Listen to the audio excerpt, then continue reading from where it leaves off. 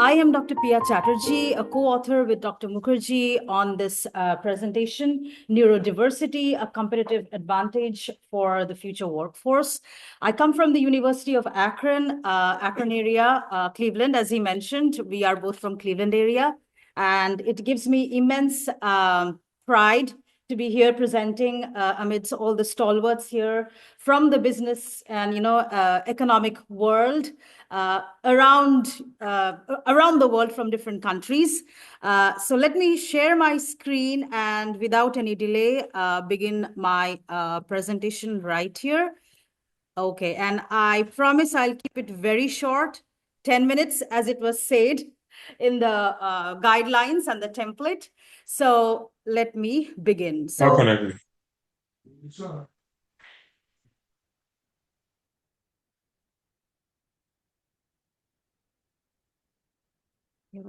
is it sharing?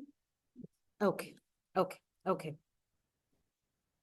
So the objectives for my presentation today is to define the characteristics of neurodiverse employees. We have heard this term neurodiversity, I think probably from the early 1990s or late 1990s, preferably by the researchers, not so among the general public.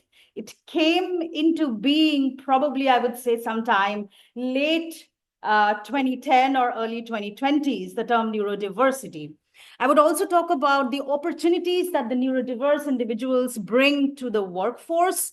And as we say that inclusivity and social inclusivity and gap closures or equity is a foundation stone for economic development. So definitely we should include all, one and all, in terms of progressing the economy forward for any country whatsoever. So I will also define the responsibilities of the future employers, what they can do to improve or enhance the participation of neurodiverse employees in the workforce. And finally, I would generalize the information in business classrooms, education, and how to create an inclusive environment, not just at the preparation stage for our future workforce, but also when they are out working in the industries.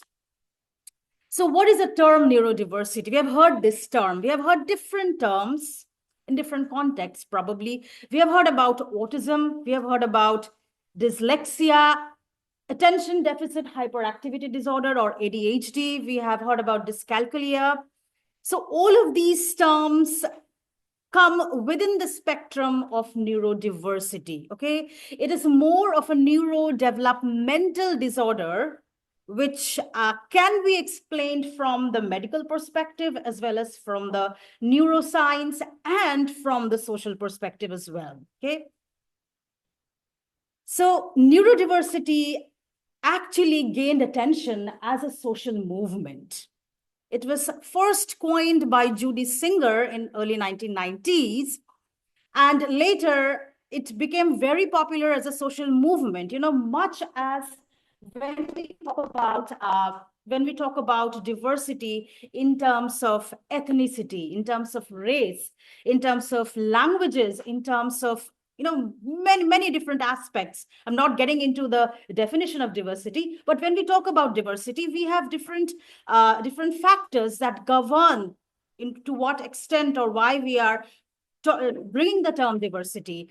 And neuronal or neurological differences in human beings or human traits should also be a part of that diversity, and that is what is neurodiversity.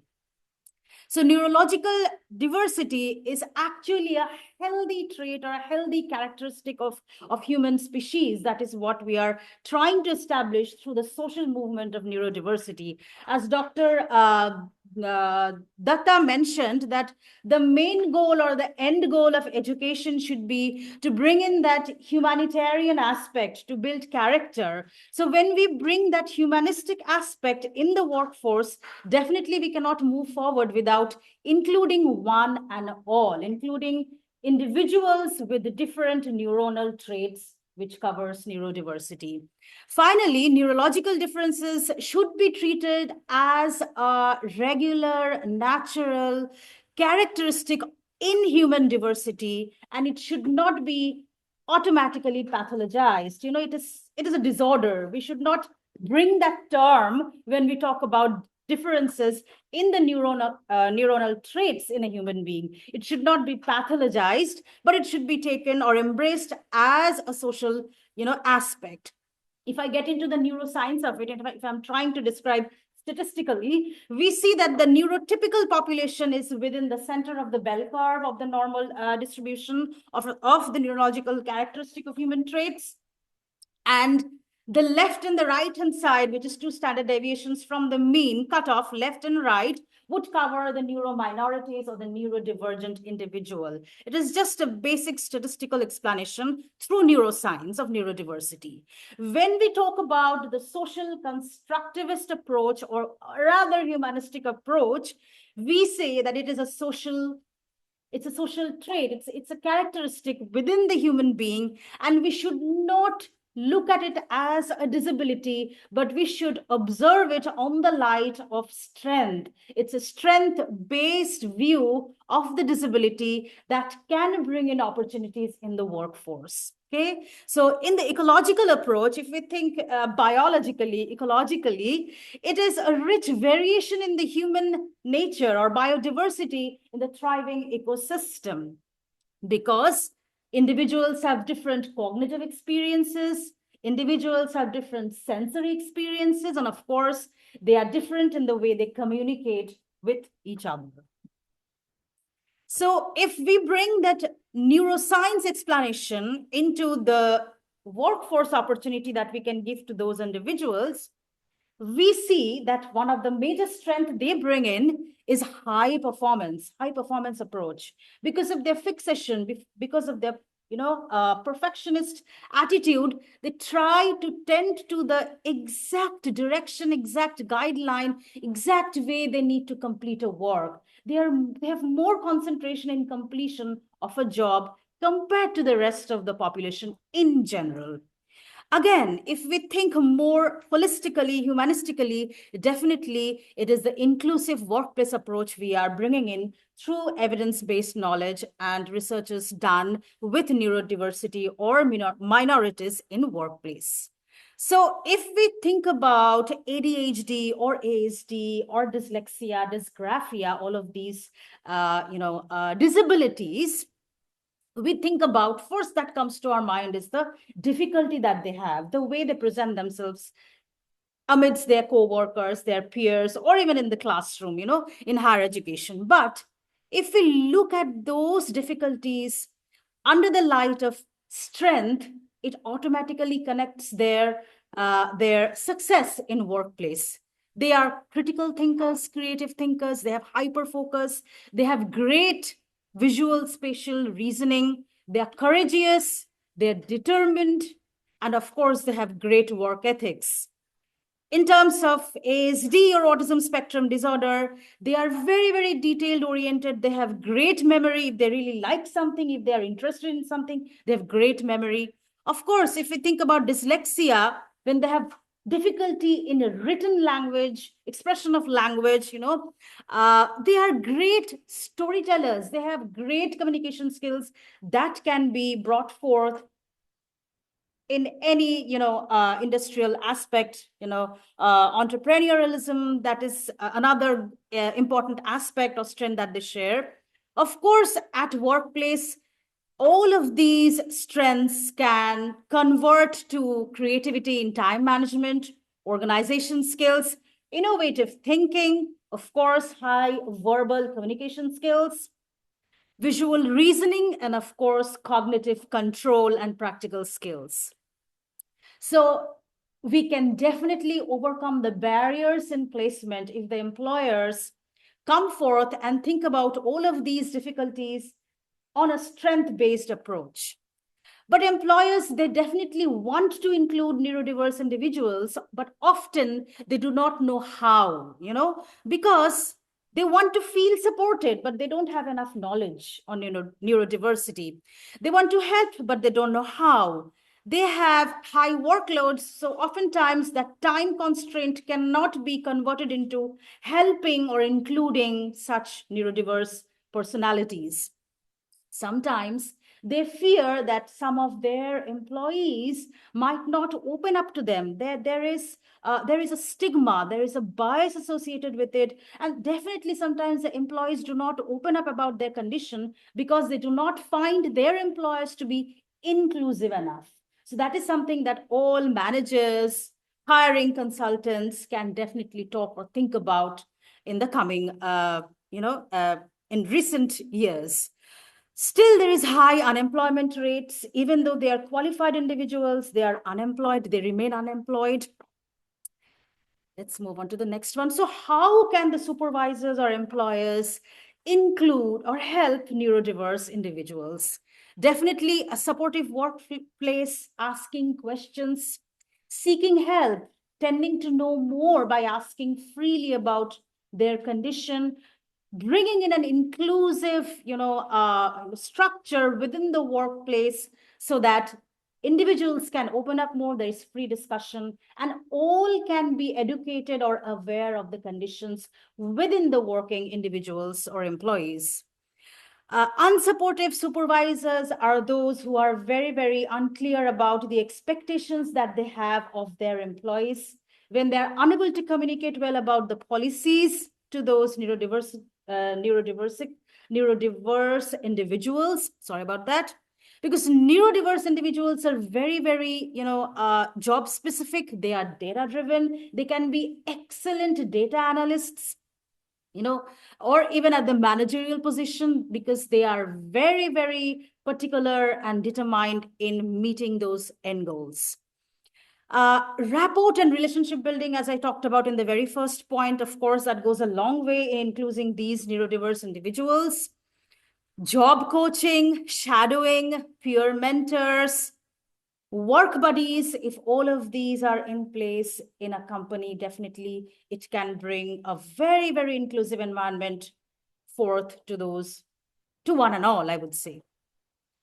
So hybrid and remote work both can be very, very helpful or advantageous for individuals with neurodiversity, because ADHD friendly, environment would include good planning and time management, mental organization and working memory, can boil down to, key information from any big, broader aspect. Self-motivation can help them reach the milestone on time. Impulsivity can actually, minimize frustration if they're given more feedback. A simple good job, a simple pat, or maybe a simple one-on-one talk, any 2 minutes out of their whole time schedule can really go a long way. And examples are right down there at the bottom line of the metrics: daily planners, clocks, progress charts, lesser meetings. Sometimes we sit at a meeting, we have no idea why we are meeting, and 1 hour is gone. So daily checklists, post-its, color-coded visual cues, meeting agendas, and transcripts. We all go paper-free. It's everything online, digital. But paper can go a long way. If they have something in front of them, they can move and back. I am an old school person. I like paper most of the time, even though everything is digitized. Asking about their work style preferences through a short survey can also go a long way. Dynamic seating with the peers, like-minded peers, where they can discuss and open up, can also help build relationship and bring in success. Finally, I talk about the more hiring of neurodiverse individuals in the past couple years. There's a shift from inclusion or inclusive strategy to talent advantage, as the title of my presentation goes. It's an edge over, other employees that they have by being competitive with the different strong characteristics that they possess. More focus on hiring dyslexic, ADHD, and autistic individuals. Growing global employer adoption companies build hiring pipelines, structured pipelines for these neurodiverse individuals. And there are examples from top companies like Microsoft, Wells Fargo, and Dell, where they have dedicated hiring page for neurodiverse individuals. And if this presentation is shared with you all, you can feel free to click on the link and look into their hiring policies of neurodiverse individuals. Finally, there's a skills-based shift in the hiring because of the competitive advantages they bring forth. They are great fit for finance, consulting, manufacturing, data analysis, and compliance roles. Companies are shifting away from the traditional interview. They are taking more time in reviewing portfolios. They are encouraged to, bring forth the portfolios rather than the mundane interview that is being conducted for any hire by a company. Definitely enhanced innovation and problem solving goes a long way in helping these individuals get hired. And of course, when they are hired, productivity gains has also been reported. If you're interested, you can look into this article that I have shared. Finally, to sum it all, leadership and culture, flexibility, supervisor and peer support, employee support, and assistive technology, AI. AI goes a long, long way in helping them as well once they're employed. All of these are something that the employees need to know as a package to improve neurodiversity hire. And that's it.